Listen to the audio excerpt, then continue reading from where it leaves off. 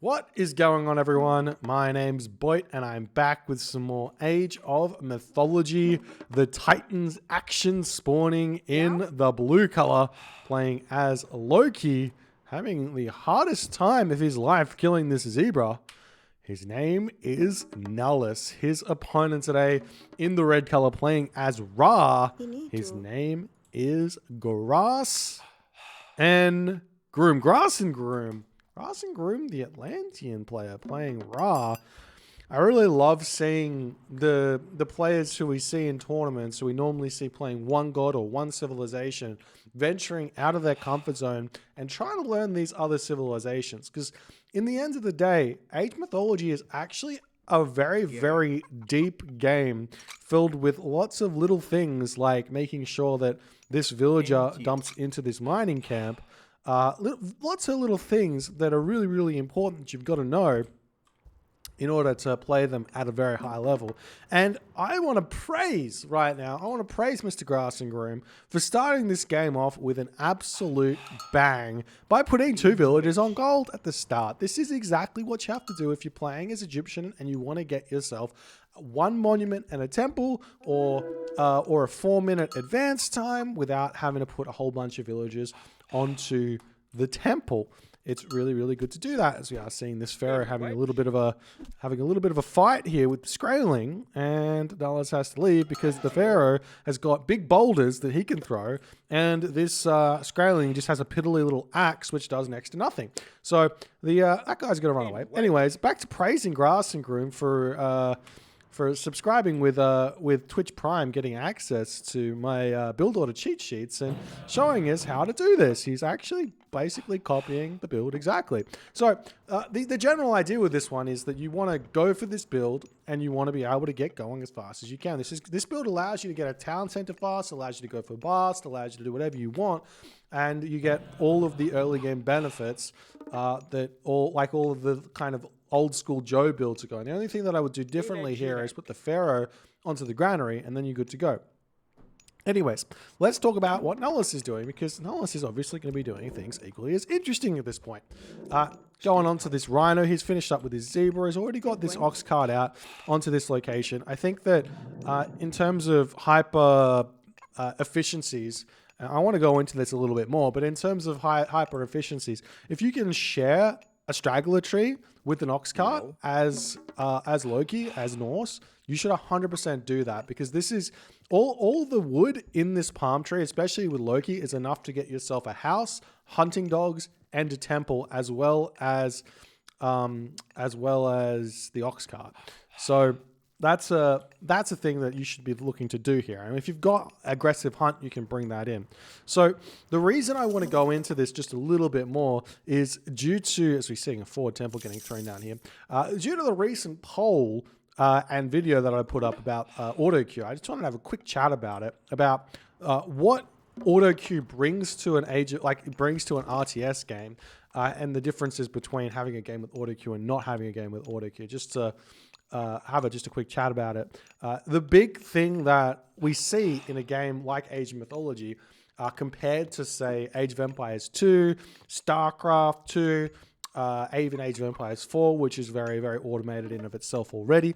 But the big difference we see is that strategy and hyper efficiency come to the forefront of Age of Mythology. If you can be hyper efficient, then even if your opponent is got perfect macro in terms of their production, you actually still get everything out faster and better, which is why recently I've been trying to make a lot of effort into really making the builds crispy that I do in order to get some sort of micro advantages in my games to take advantages over my opponent, because I can't arbitrarily, as a lot of people have pointed out, arbitrarily get an advantage through simply efficient mechanics in RTS, which is the big thing that you kind of, the big advantage or whatever that you're going to lack if auto queue isn't in the game. Anyways, onwards and upwards, we see a perfect 430 here from Grassengroom. He's going to throw down his barracks. He's got his temple. He's going for what looks to be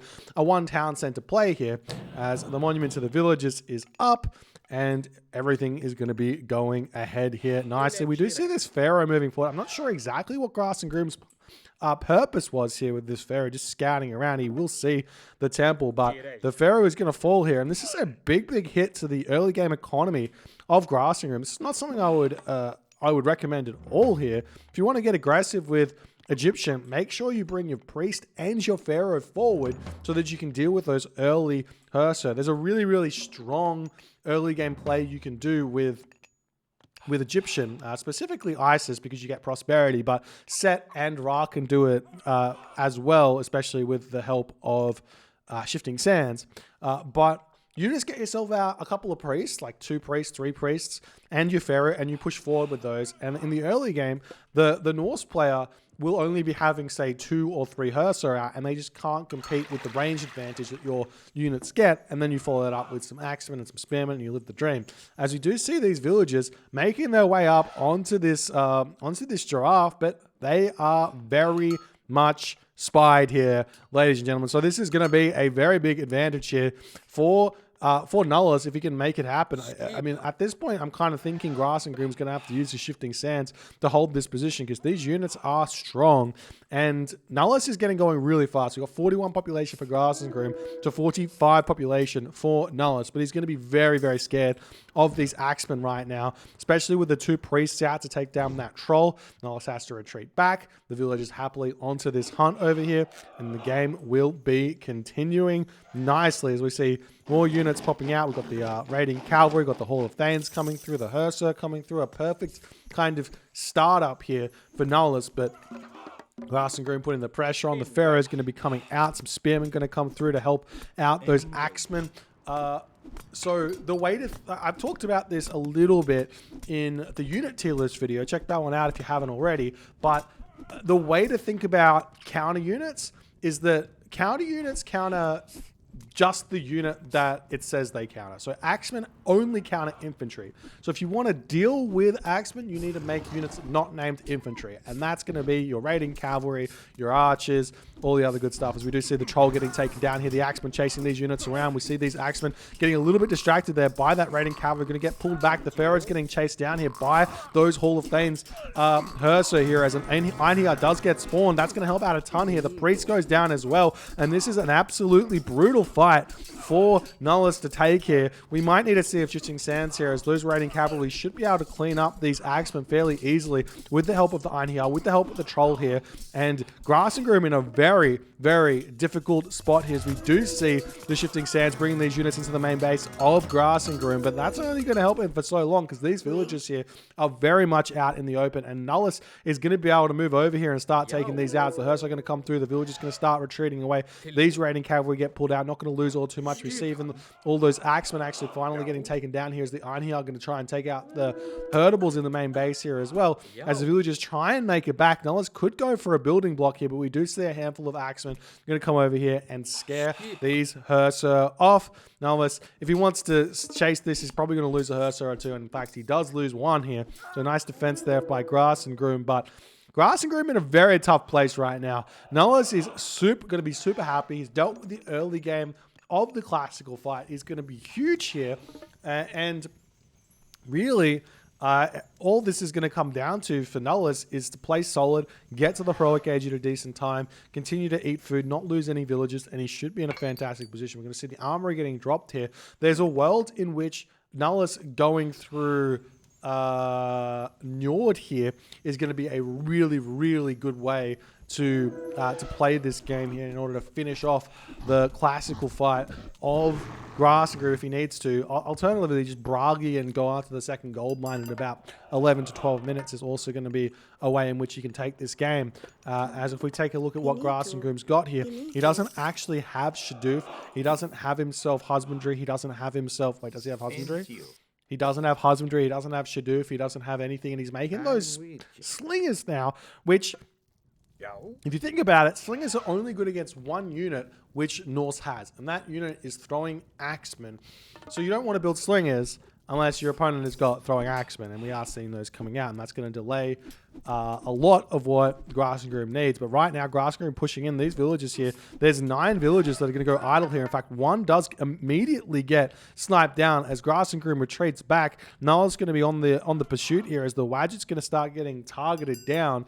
Nice play by Grassengroom to get a villager kill here, but Nullus is getting scarier and scarier as Medium Raiders comes through, and we see just a little bit of juking back and forth with the army differential here. Nullus 82 population, Grassengroom 78, so still close, but we'll see how it's going to go here as Grassengroom still managing to push in, still trying to take down these villages. We see that other elephant getting taken down, and Nullus going to separate his army right now, which I absolutely love. If Grassengroom comes in here and tries to take these villages out, these units can circle around on the back, forcing a fight here as the Wadget's going to get caught out. That's a big damage dealer that's getting caught out here. The Pharaoh is nice and defended in the back. Troll spawn here going to get taken down very fast if Grassengroom's going to start focusing that down here. These axemen need to be targeting down units named Hersa in this fight, which it seems like they're doing half decently here. But the raiding cavalry mass here that Nullus has managed to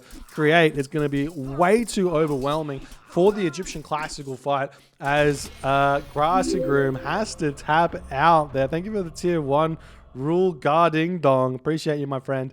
But this is a big game here to show, showing a completely different way to approach this classical fight from Nullus. So the reason I wanted to see this was because I want to see Norse players dealing with classical fights interestingly. The history of the kind of Egyptian versus Norse classical fight was essentially that Norse players could not keep up with the spam which Egyptian players could muster.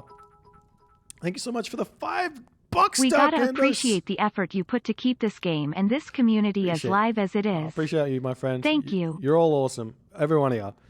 But to continue, what we're seeing more and more here from Norse players is a more and more hyper-efficient early games, allowing the units that they need to create to compete with what Egyptian players are doing with in their early game. And I mean, if we think about it right now, maybe if Grassengroom went for like, I don't know, 5 axemen, 6 axemen, and then just straight spearmen, then maybe he can do a little bit better. Instead of throwing away the Pharaoh, that's a really important unit to have in the early game.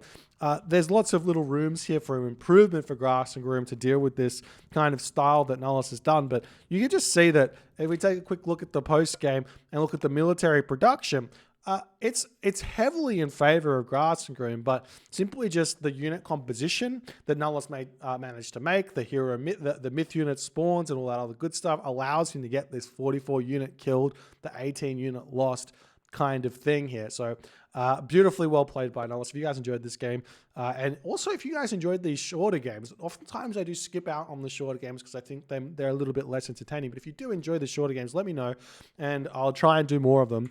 And if you guys enjoyed this one, please leave a comment and hit the follow on the Twitch and the subscribe on the YouTubes, and I'll see you in the next game. Whoa.